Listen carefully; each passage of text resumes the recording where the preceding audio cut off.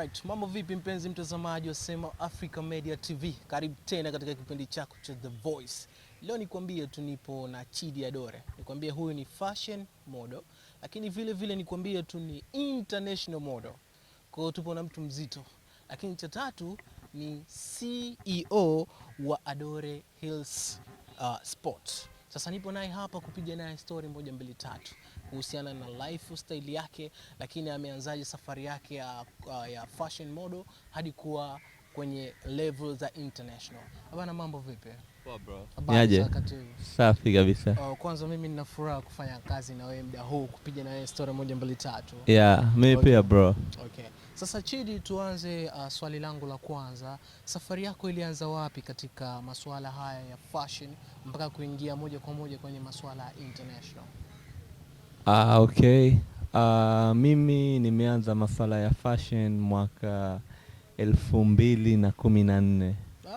Yeah. So kama 2014 mpaka sasa hivi naenda 2026, miaka 10 na kitu. Yeah, so katika hiyo miaka 10 na kitu, kipindi hicho nahisi fashion ilikuwa imepamba moto sana. Watu walikuwa wanapewa thamani kubwa sana, kama mnavyoona vile wasanii wanavyoshangiliwa. Mtu akapita njiani akaomba picha kupiga na wewe. Kipindi hicho ilikuwa hivyo. Japokuwa sasa hivi tukitaka tusitake, industry ya fashion kwa upande wa Zanzibar imeshuka sana, ama naweza nikasema imekufa. So mostly wa model ambao wako sasa hivi like unaweza kukutana nao njiani ukawaona tu kama ni watu wa kawaida, na kwa sababu nahisi hawaitendei haki kama sisi tulivyokuwa tunafanya kipindi chetu. Okay. Umesema kwamba ulianza mapema sana.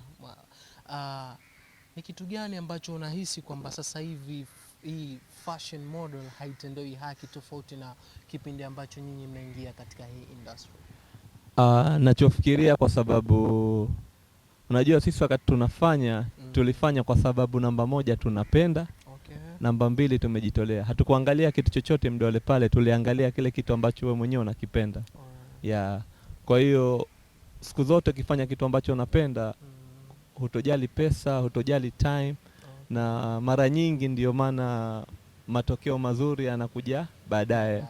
Mfano, tuchukulie mifano hai. Ukiangalia wachezaji wote ambao waliofanikiwa, ukirudi historia yao, walikuwa hawana kitu, lakini walifanya kile kitu kwa upendo mmoja. Mfano mzuri tunaweza tukamchukulia Cristiano, kaanza chini, lakini mpaka leo yuko on top kwa sababu yuko na nidhamu na kile kitu ambacho anakifanya. Okay. Katika watu wa fashion model kwa Zanzibar sasa hivi, wewe ni mtu ambaye tunakutazamia kimataifa, international. Sasa nataka kujua hapa katikati ni level gani ambayo wewe umekunyanyua mpaka ukaenda sasa kwenye international model? Okay, kitu cha kwanza narudi tena pale pale, ilikuwa ni bidii. Okay. Kwa hiyo ilikuwa kwa Zanzibar, ukitaka kuuliza tu nataka model direct, mtu atopindisha maneno, tambua mtafute Chidi Adore. So tayari nishakuwa Mr. Zanzibar, pia usisahau hiyo. Yeah. Kwa hiyo nikaona level ya Zanzibar nishamaliza, ya Dar nishamaliza. So nahitaji kuangalia nje zaidi ya Afrika ama nje zaidi ya Tanzania. Kwa hiyo nishakuwa Mr. Africa, nishakuwa nominated Mr. Africa Nigeria. Yeah, nishakuwa nominated Mr. Africa Ghana. Okay. Nishakuwa nominated Mr. Africa, ilikuwa nchi gani? Nchi kama 3. Okay. Yeah, na kuna baadhi ya nchi 2 nilishindwa kwenda kwa sababu support ilikuwa ni ndogo. Okay. Ambayo moja ilikuwa ni Jamaica, walinitumia proposal, na nyingine ilikuwa ni Belgium. Changamoto ilikuwa kwa ile safari ya kwanza unatakiwa ujitegemee mwenyewe kila kitu. Okay. Transport, malipo na sehemu ya kufikia. Hii ndio ikawa changamoto. Na hakukuwa na support behind of back, so tulishindwa na hilo. Okay. But kungekuwa na support, nafikiri tungekuwa tunaiwakilisha zaidi nchi yetu na tukumbali sasa hivi ingekuwa gapi. Alright. Kwanza hongera sana kuifikisha nchi yetu kwenye anga hizo za kimataifa. Yeah, thanks bro. Okay, na Chidi Adore sasa hivi wewe ni ukiachia hii role model yako, wewe kuna chingine zaidi nyuma hapo ambacho tunapaswa tukijue? Yes, vitu vingi. Okay. Mimi ni model. Okay. Nafanya model. cha kwanza. Na kitu ambacho watu hawajui labda kwa kuwajuza zaidi. Yani hiyo since 2014 nilokuwa nafanya nao wote wameacha issue ya modeling. Kila mtu na mishemishe zake.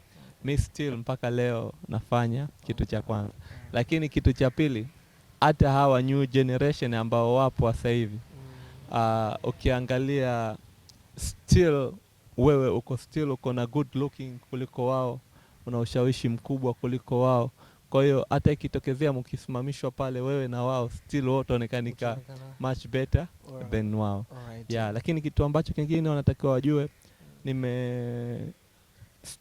nimepunguza kidogo kwenye side ya runway. Runway inakuwa ni ile mnatembea kwenye red carpet, mnavaa nguo mnatembea. Okay. Yeah, ile sijaacha but nimepunguza, lakini nimebezi zaidi kwenye matangazo. Okay. Yeah, matangazo yana hela kuliko runway. Lakini ikitokea mfano runway na watu wakiwa wanalipa vizuri, unafanya. Yeah. Alright. Sasa hapo Chidi, umezungumza kwamba sasa hivi hawa new generation ambao wanachipukia wapo katika wale watu ukikaa nao unaonekana wewe ni better. Ni kitu gani ambacho watazamaji ambao wanakuangalia sasa hivi wakibebe ili wawe kama wewe? Ni kitu gani ambacho wazingatie vya msingi zaidi kuwa role model bora? Okay, nafikiri kitu cha kwanza respect, heshima. Okay. Lakini kitu cha pili muonekano. Okay, ili uwe model uwe na muonekaniko mzuri ambao utawashawishi watu. Shanielewa? Cha kwanza, ukishakuwa na good looking, nguo yoyote utakayovaa itakupendeza. Lakini kitu kingine pia unatakiwa umshawishi mtazamaji. Mfano hata kama hajapenda nguo ulovaa, basi at least awe concentrated na wewe, because the way you live, uko na mwili mzuri, labda uko na sura nzuri, uko na muonekaniko mzuri. Lengo sio kuuza sura, lengo ni kuuza nguo. Lakini mtazamaji hajapenda nguo, nini kingine unamshawishi? What special you have on your body? Okay. Sasa nihamie upande wa pili. Okay. Wewe ni CEO wa Adore Hills Sports. Yeah. Hebu tuelezee kwa uchache sasa ukiwa kama CEO. Okay. Kwanza watu wanatakiwa wajue Adore Health Sport ni nini. Okay. Adore Health Sport ni kitu ambacho kina deal na masuala ya afya kiujumla. Okay, afya kiujumla ni mazoezi. Okay. Any kind of mazoezi, but nimebase zaidi kwenye mazoezi ya gym. Okay. Lakini pia tuko na supplements inakuwa ni some protein ambazo zinamsaidia mtu kama ni mwembamba aongezeke kwa haraka, na kama ni mtu ni mnene pia apungue kwa haraka. Lakini kitu kingine katika hiyo Adore Health Sport, mimi nafanya gym trainer. Yeah, gym trainer unaweza kumtrain mtu, labda mtu anataka mazoezi. Any kind of exercise. Yani mazoezi ni aina nyingi. Japokuwa tumebezi zaidi kwenye mazoezi ya gym ambayo ni ya vyuma. So kuna watu wembamba wanahitaji kupungua, na kuna watu wanene wanahitaji, yani kuna watu wembamba wanahitaji kuongezeka, na kuna watu wanene wanahitaji kupungua. So hapo kuna some rules natakiwa ufuate. Kuna vyakula kama wewe ni mwembamba unatakiwa ule ili uongezeke, na kuna vyakula kama wewe ni mnene unatakiwa uache ili upungue. Kuna baadhi ya mazoezi unatakiwa ufanye kama wewe mwembamba uongezeke, kuna baadhi ya mazoezi unatakiwa ufanye kama wewe mnene upungue. Lakini pia ndo narudi tena, kuna diet. Kuna diet. Wewe kama ni mwembamba utapangiwa diet, kula hichi. Wewe kama ni mnene utaambiwa hichi usile, kula hichi. Lakini hiyo pekee yake haiwezi kujitosheleza kama hamna mtu ambaye anakutrain. Na kiprofessional, mtu yote anaanza mazoezi anatakiwa kuwa na personal trainer. Personal trainer ni mtu ambaye anakufundisha wewe kama wewe, yani anafuatilia ile routine yako, ratiba yako, labda kama mwezi mmoja, miwili, mitatu. Tofauti na mtu ambaye anaweza kwenda gym mwenyewe. Na kitu ambacho watu hawajui, mazoezi ya gym, ukikosea kidogo tu unaweza ukaumia na ukaharibu mfumo wako wote wa maisha. Yeah, kwa sababu kuna some rules ya kuchukua chuma, kurejesha, jinsi ya kwenda, kurudi. Yeah, kitu kama hicho. So hii ndo Adore Health Sport ambayo ina deal na hivyo vitu vyote. Okay. Kingine bila ya kusahau inaingia kidogo kwenye modeling kidogo. Okay, tunakuwa tunafanya hizi sometime advertisement. Okay. Matangazo. Matangazo ni kusema matangazo ni matangazo tofauti. Okay. Labda kuna matangazo ya hotel, kuna matangazo ya nguo, kuna matangazo labda mtu ana duka lake la hardware wherever. Ya hii pia nafanya. Lakini cha mwisho pia kuna hizi video king, labda mfano mtu ana nyimbo yake. Pia unafanya. Ambazo tayari tushafanya. Kingine pia inakuwa content creator. Okay. Ya tunatengeneza some short film. Ya sometime tunaziweka on TikTok, tunaziweka Instagram. So tumebezi zaidi kwenye social media. Okay, right. Swali jingine Chidi Adore, wewe ni role model ambaye you look so very handsome na mwili upo vizuri. Yeah, thanks bro. Kuna changamoto ambazo unakutana nazo kwenye hizo? Yaani muonekano wako labda vipi ya watoto wa kike, watoto wazuri, kuna migongano? Manake nikiangalia kwenye account yako ya mitandao ya kijamii naona hivyo vitu. Yeah bro, changamoto zipo nyingi sana. But asa hivi tushakuwa. Yani nikikwambia niko industry 2014 mpaka sasa hivi 25 kwenda 26. Yani kwa haraka unaweza kanielewa nini namaanisha. Yes. Zamani ilikuwa hivyo, lakini sasa hivi tayari una msimamo wako, kama una mtu wako ni huyo.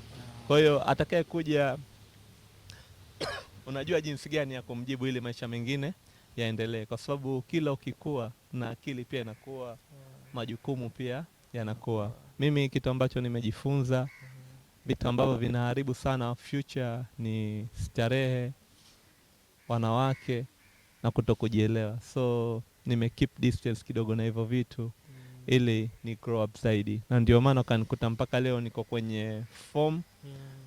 Kila siku unakuwa mpya. Kuna watu tayari wanasema washachunda. Yani hata akipita pale paka hamtaki ama hamuangalii. Lakini wewe watu wanakuona, imagine kuanzia 2014 mpaka leo, na still watu wanapenda the way ulivyo, wanatamani kufanya kazi na wewe. Kwa hiyo means hicho kipindi chote ulotumikia ulijitunza na ukajilinda, na mpaka leo uko kwenye good health, good condition. Okay. Swali la mwisho kabisa, unawashauri nini sasa vijana ambao wanatamani kuingia katika masuala ya modo? Ukiwa wewe kama ni mtu ambaye ushavuka na una experience zaidi ya miaka 10. Yeah, kitu ambacho na washauri, Zanzibar kuna good opportunity. Okay. Sana. Kwa sababu ni rahisi sana kuonekanika kuliko sehemu yoyote. Okay. Kitu cha kwanza. Mfano mzuri, inawezekana kama kuna fashion show wanahitajika model 30. Zanzibar kuna kitu kinaitwa casting. Hiyo casting ni kama vile interview. Atakaye pasi ndo atapita kufanya. Okay. Katika watu 30, katika hiyo interview wanaweza kapatikanika watu 25 tu, ambao watu 5 hawajafika, hawajatimia. Kwa hiyo mwisho wa siku katika ile casting, hata kama hauna kigezo, two option, aidha na wewe utabebwa, ama watu watafikiria sasa labda waode model wengine kutoka Dar.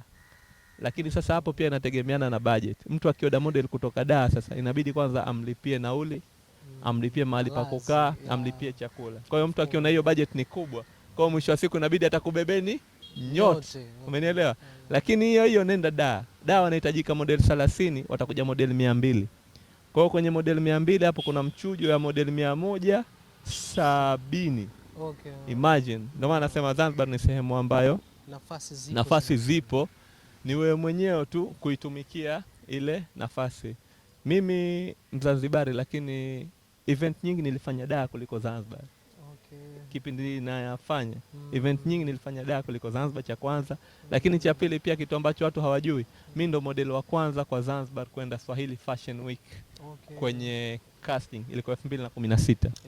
Yeah, ni model wa kwanza ambao Swahili Fashion Week. Na kipindi hicho unakutana na model kweli. Sasa hivi hata Dar model wamepotea. Kwa hiyo wanipe tu maua yangu, sio? Hongera sana. Mimi wa kwanza. Nakupa salute. Yeah. Umefanya kazi nzuri kupeleka hata Tanzania. Na kitu kizuri, mimi sifuti memory. Instagram yangu kuna picha yangu tangia day 1 na post 2012. Okay. mpaka leo 2025 hamna picha nimefuta. Kwa hiyo ukifuatilia vizuri sina haja hata kujieleza, utapata majibu yote pale. Asante sana kwa kuchangia. Okay bro, appreciate. Nashukuru sana. Okay bro. Mtazamaji wangu wa Sema Africa Media TV, nilikuwa na Chidi Adore. Huyu ni role model lakini ni CEO wa Adore Health Support. Ametueleza mengi, na kama unataka ushauri kuhusiana na hayo mambo unaweza ukamfuatilia kwenye page yake ya Instagram ambayo inaitwa Chidi Adore. Ulikuwa nami mtangazaji wako Abdulrahman Makame, ukipenda ni Lil Bizo, nyuma ya kamera ni Mjana Heri. Tukutane wakati mwingine, chao.